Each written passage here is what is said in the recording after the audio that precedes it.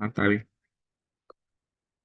Hola, muy buenas tardes. Espero se encuentren muy bien. Esta vez vamos a dar continuidad a los seminarios de ultrasonido musculoesquelético. Hoy corresponde hablar de la articulación del codo.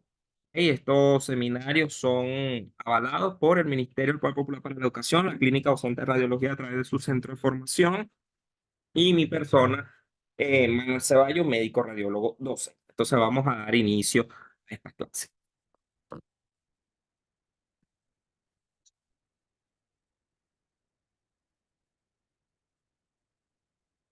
Ok, lo primero es entender cuál es la composición del codo. El codo está compuesto por tres aspectos articulares importantes a considerar. El primero es la articulación radiohumeral.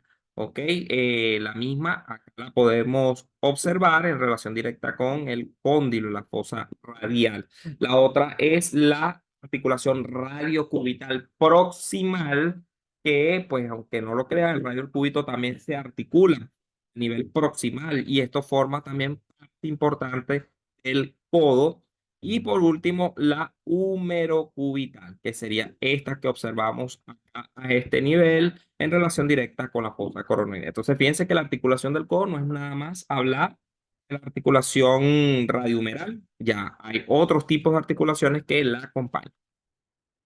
Aquí les dejo algunas de las anatomías, en este caso el Néter. Me gusta apoyarme mucho en este autor, ya que, bueno, anatómicamente refleja con mucho detalle todo lo que sería las articulaciones y otras estructuras orgánicas, pero por lo menos acá él puede darles un recuerdo anatómico de las estructuras que conforman mucho más detalle de la articulación del codo. Entonces lo dejo solamente como un compensatorio para que lo repasen. No es mi intención volver a repetir la anatomía de manera tan extensa, pero sí es necesario que por lo menos la vayan repasando al momento de realizar la ecografía.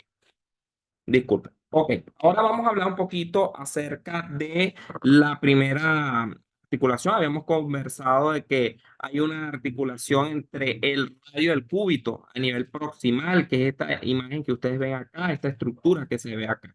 La misma está compuesta, obviamente, por lo que sería la cabeza radial, ¿ok? Que es esta que observamos acá. Él tiene una importante función, o sea, ¿por qué esa articulación está allí? ¿Qué realiza? ¿Qué tiene de importancia mencionar? Bueno, nada más y nada menos que prona y supina.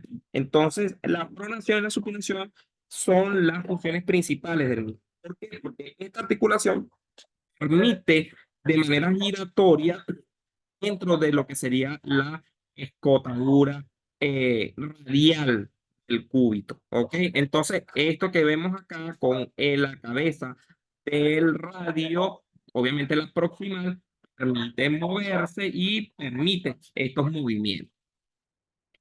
El miembro superior, hablando de la articulación de codo, tenemos que mencionar, no podemos dejar de mencionar, mejor dicho, la cápsula articular. La misma cubre completamente los segmentos óseos articulados. Es decir, que donde vemos articulación, siempre va a existir la cápsula articular, o en teoría debería estar presente. La membrana sinovial, que es esta membrana que ustedes ven acá, mírenla aquí un poco más rosada, como en la imagen se proyecta, ella recubriría más bien lo que sería la cápsula articular. Entonces, fíjense, tenemos la cápsula articular y sobre la misma la membrana sinovial. El ligamento anular también forma, disculpen, también está pisado por la misma. Entonces, es necesario esto que les estoy mencionando porque allí, según esas relaciones anatómicas, van a incluirse tres bursas. O sea, el codo, fíjense, la importancia del codo. A diferencia del hombro, que habíamos conseguido dos bursas que estaban en bastante relación, de la subdeltoidea a la subacromial. En este caso, las tres bursas del codo son la superior, la medial y la lateral. Entonces, hay tres bursas que exploran. Ok, ahora vamos a hablar acerca de los ligamentos. Cuando nosotros vamos a realizar una ecografía es necesario conocer los ligamentos porque son los primeros en observarse, los primeros en apreciarse. Entonces se compone de tres bandas en continuidad. Por lo menos el ligamento colateral medial, el mismo tiene a su vez, ¿verdad? Vamos a ver esta imagen que pues nos habla muy bien de lo que les quiero demostrar. Es necesario conocer que tiene una banda anterior y tiene una banda posterior. Unos casos le pueden llamar también fascículo anterior, fascículo posterior, banda oblicua o el ligamento de Cooper. Entonces, aquí fíjense que tienen la representación esquemática de lo que estamos mencionando. ¿Ok? Entonces, esto vendría siendo parte de los componentes del ligamento colateral medial. Ahora bien, tenemos también el ligamento colateral lateral. Fíjense que el ligamento colateral lateral, el complejo ligamentoso colateral es más variable que el medial. Él se compone también de un ligamento colateral radial, el ligamento anular, el ligamento colateral cubital y el ligamento lateral colateral accesorio. Yo sé que es un poquito engorroso conocerlos a todos, sin embargo, fíjense que aquí les traigo las dos imágenes. La primera donde demuestra la estructura medial, donde se ve el ligamento colateral medial, y esto es el ligamento colateral lateral con todas sus porciones tanto el lunar, tanto la radial, tanto el accesorio como el ligamento anular. Es necesario siempre que analicemos que existen, que analicemos que están presentes para que en la ecografía cuando lo veamos sepamos discernir. Entonces aquí podemos ver el epicóndilo, miren aquí cómo se ve la cabeza del radio y se supone que esto es lateral, ¿ok? Porque el radio pues lo vamos a ver en una proyección anatómica siempre lateral o externo. Entonces ahí es donde vamos a conseguir el ligamento, que fíjense que aquí está demostrado con las X, denominado ligamento colateral lateral, que es este que observamos acá, y el tendón extensor. Ok, aquí tenemos otra parte de los dibujos que les traigo necesarios para conocer lo que ya anteriormente les acabo de mencionar, para que lo repasen con calma y logren saber cuáles son las bandas o los componentes del ligamento colateral medial y del ligamento colateral lateral. Obviamente todos ellos tienen varios componentes, varias bandas que es necesario que lo conozcan. El ligamento colateral radial, bueno, podemos mencionar primero que nada que mírenlo aquí bien identificado, ¿no? Y aparte de observarse acá, se describe como una gruesa banda, el cual, si comentan de dónde surge, fíjense que aquí está esta pequeña prominencia hacia el aspecto externo, que no es más que el epicóndilo. Entonces, el epicóndilo lateral esa gruesa banda, que es el ligamento colateral radial, para luego insertarse en la escotadura radial del cúbito, o sea, hacia acá. Entonces, en la escotadura radial del cúbito podemos entonces apreciar la inserción del mismo ligamento colateral radial. Fíjense entonces la forma que el mismo adopta, el trayecto que presenta para que cuando vayamos a realizar la ecografía sepamos cómo se observa. Uniéndose con la fibra del ligamento anular, bien, se puede, aquí en este caso, miren cómo va el ligamento colateral radial y fíjense que llega un momento que ya no logramos identificar entre el que está arriba y el que está abajo porque se unen, se fusionan esas fibras. Entonces hacen como un ligamento único y más cuando inmediatamente van insertándose en la escotadura radial del cúbito. Entonces suele ser un poquito difícil en ecografía diferenciar uno de ellos.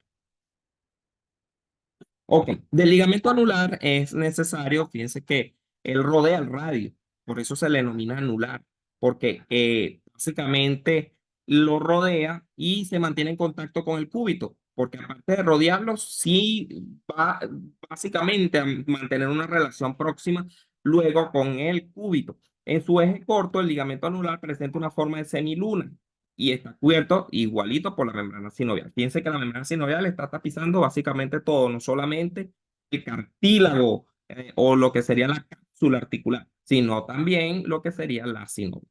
En su parte próxima, las fibras del ligamento anular se mezclan con la cápsula articular y con el ligamento radial colateral adyacente. Ok, ya yéndonos hacia la parte externa o lateral, vamos a tener entonces el ligamento colateral lateral, valga su redundancia. Surge del epicóndilo lateral, obviamente, y aparte de eso se va a mezclar con las fibras del ligamento anular, esto ya lo habíamos mencionado anticipadamente, y participa en los movimientos de flexión y extensión del codo. Esto es necesario. ¿Por qué es importante mencionarlo? Porque estabiliza la articulación húmero-cubital. Entonces, es necesario siempre que estemos muy claros de sus funciones. Por eso que las primeras clases musculoesqueléticos deben ser anatómicas para poder luego abordar la parte ecográfica.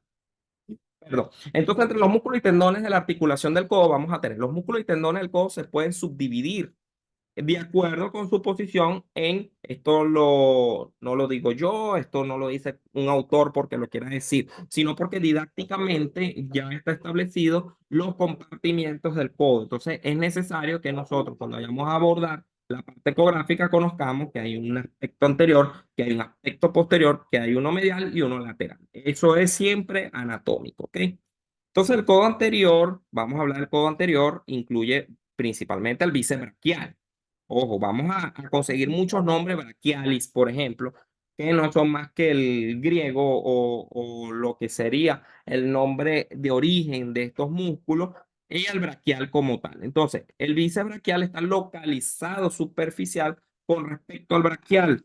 Entonces, esto es bien importante que nosotros logremos identificar siempre este músculo porque cuando vayamos a estudiar el codo es uno de los principales que presente hacia lo que sería la parte anterior. Entonces vamos a tener siempre en cuenta el bíceps braquial y con respecto al braquial y lo que sería su tendón, lo que hace más susceptible a lesiones que el braquial. O sea, el bíceps braquial siempre se puede lesionar más en la parte anterior que en otras estructuras.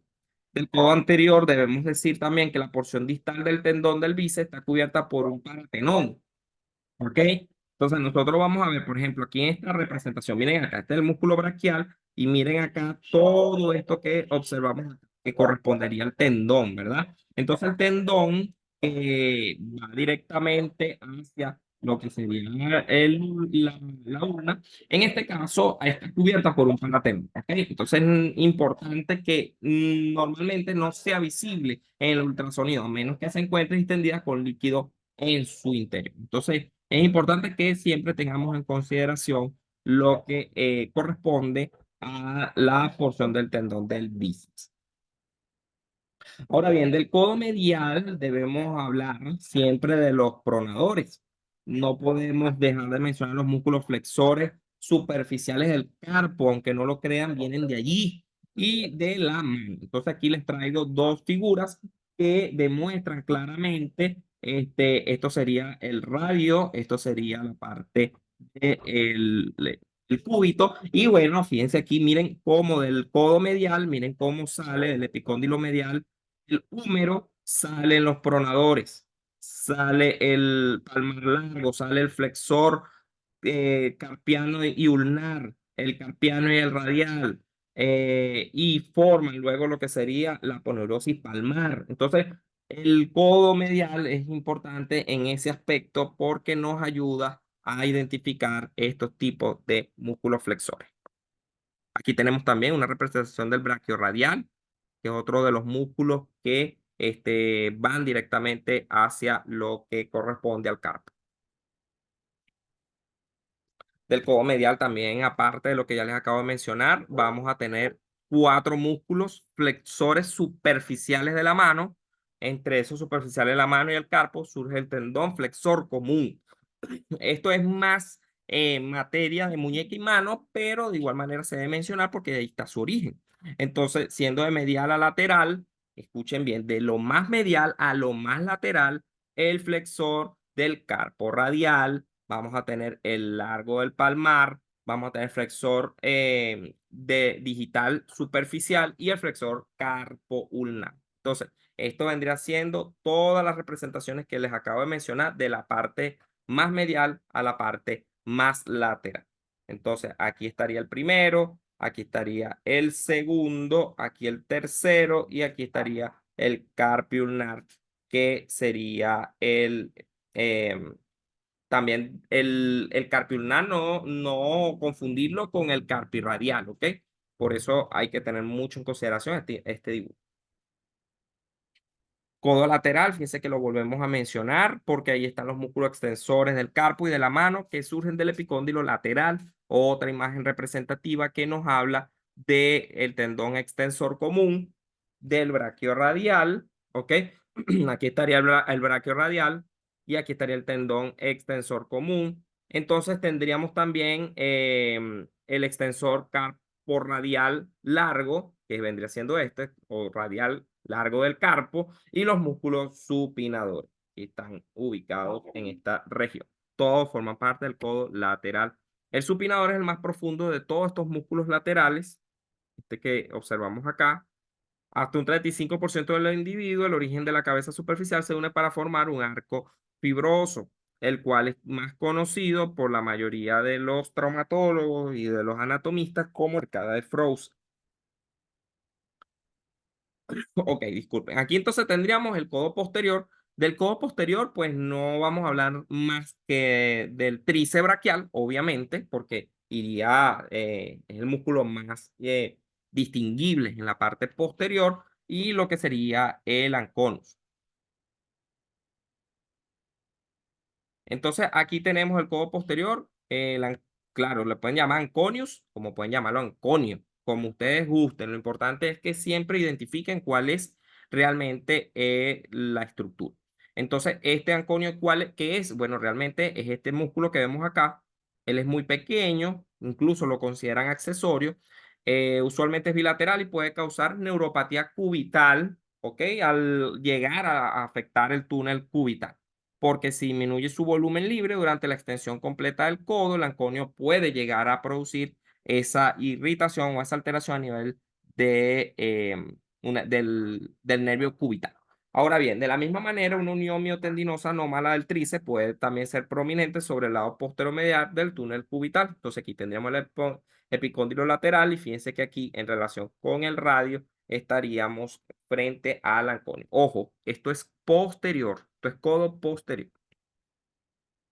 Es necesario también hablar de los nervios, porque no solamente hemos mencionado ligamentos, hemos mencionado músculos, hemos mencionado tendones, pero también hay estructuras neurovasculares que pasan por allí. Solamente a grosso modo, evidentemente, hay estudios adicionales que complementan al músculo esquelético, tal como el Doppler, pero en este caso, el nervio, sí es necesario que por lo menos conozcamos el nervio mediano, que fíjense que es este que aquí se aprecia, como su nombre lo indica atraviesa toda la línea media y él mismo se va a acompañar, el mismo nervio mediano, con la arteria braquial.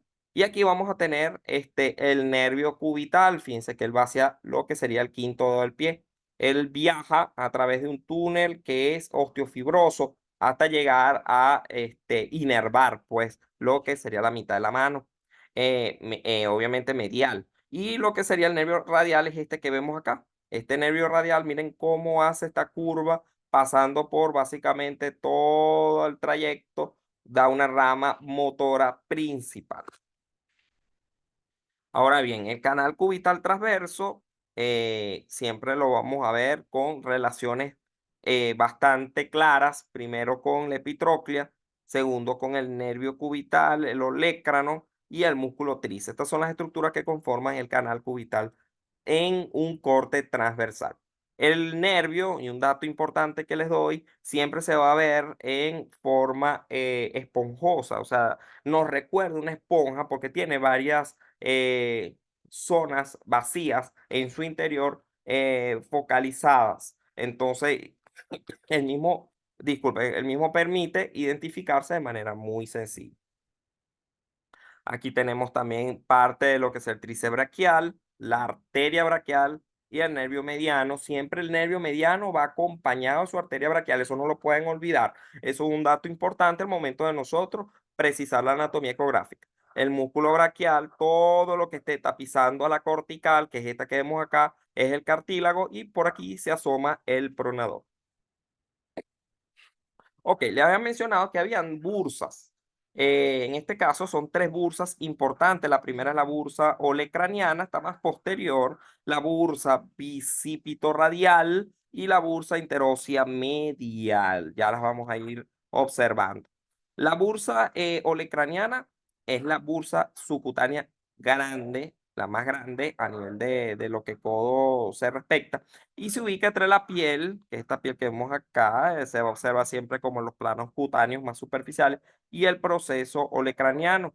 Entonces, entre uno y el otro, sobre el aspecto posterior del codo, voy a conseguir la bursa olecraniana, la primera estructura a valorar.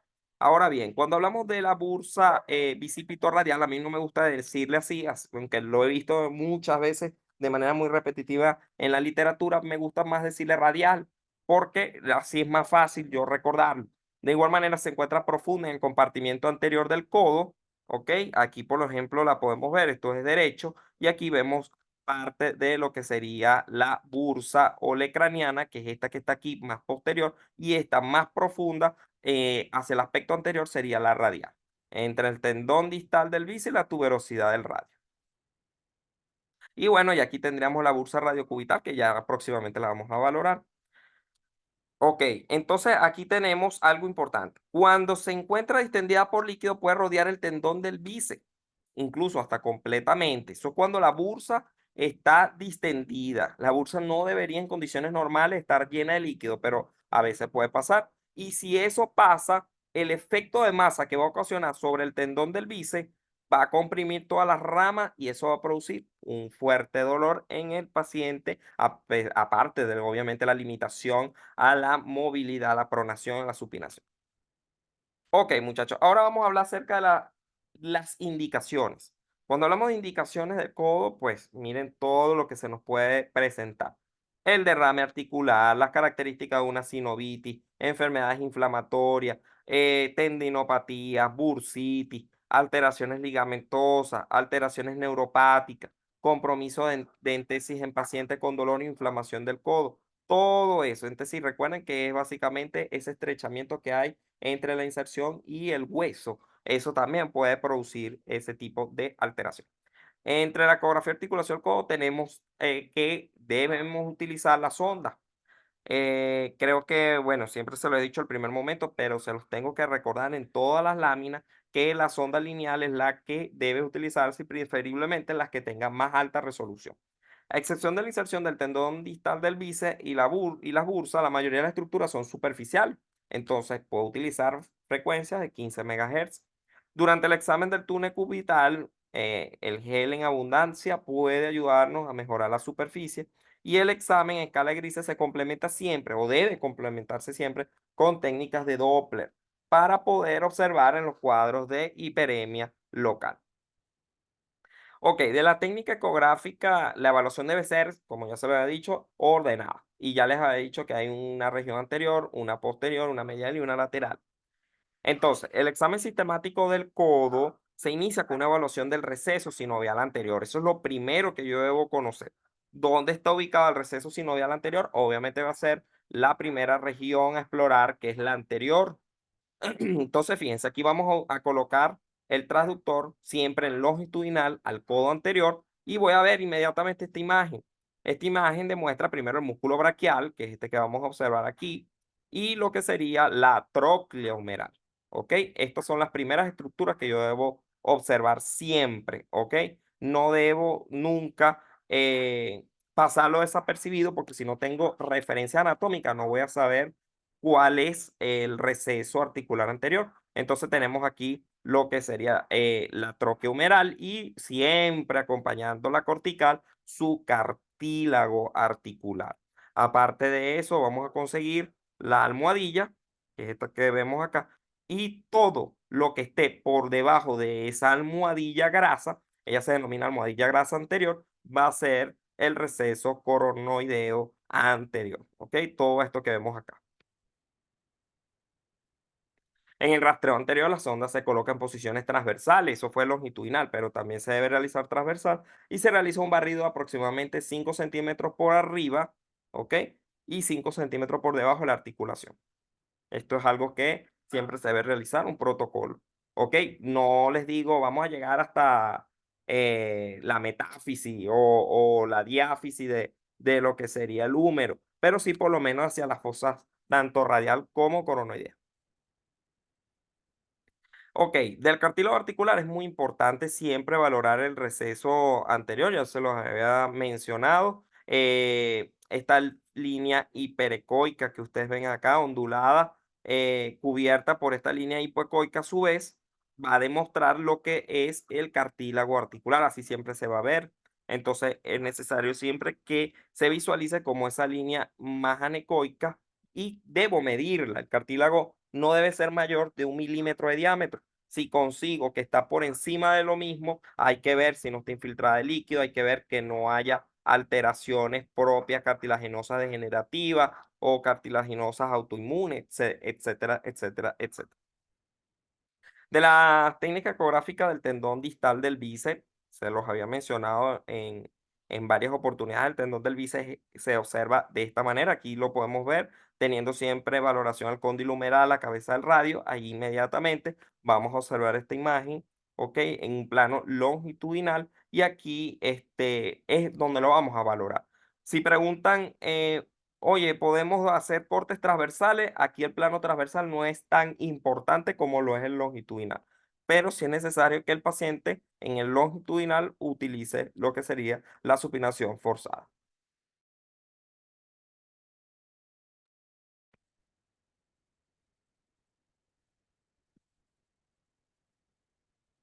Aquí tenemos lo que serían imágenes longitudinales de la inserción del tendón del bíceps distal, ¿ok? Que serían estas flechas que aquí apreciamos y aquí abajo también.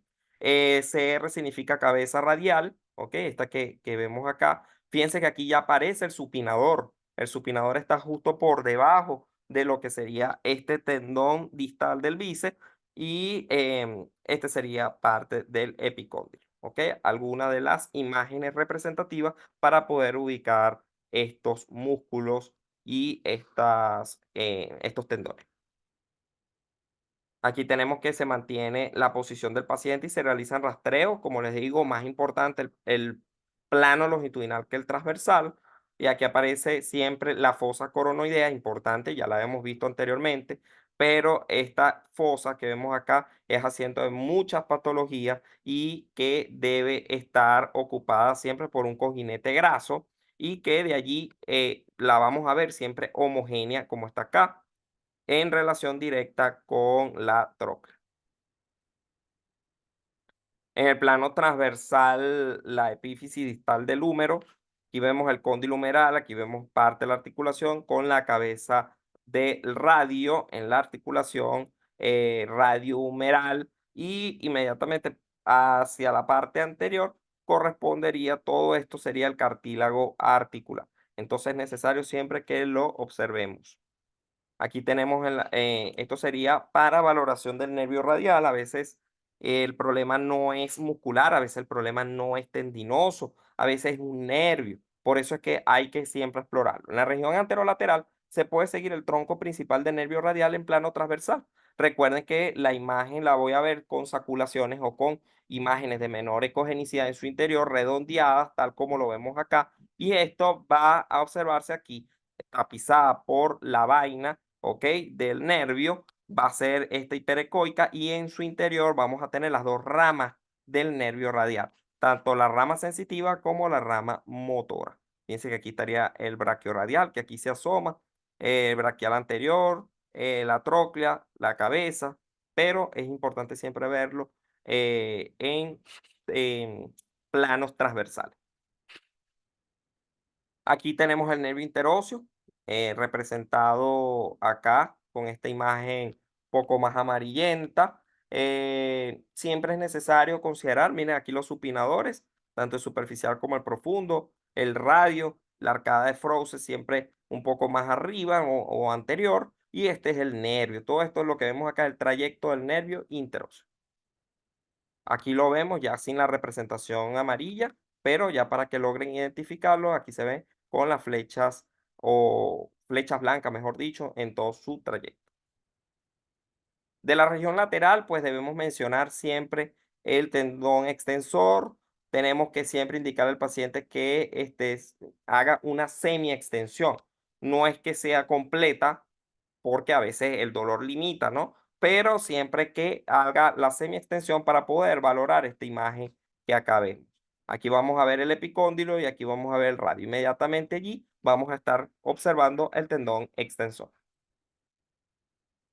El famoso tendón extensor común en plano longitudinal con la parte proximal de la sonda sobre el epicóndilo. Acuérdense que esto es lateral. Se deben obtener imágenes en plano transversal sobre la inserción del tendón. Esto es adicional, pero lo principal es que yo lo valore en longitudinal.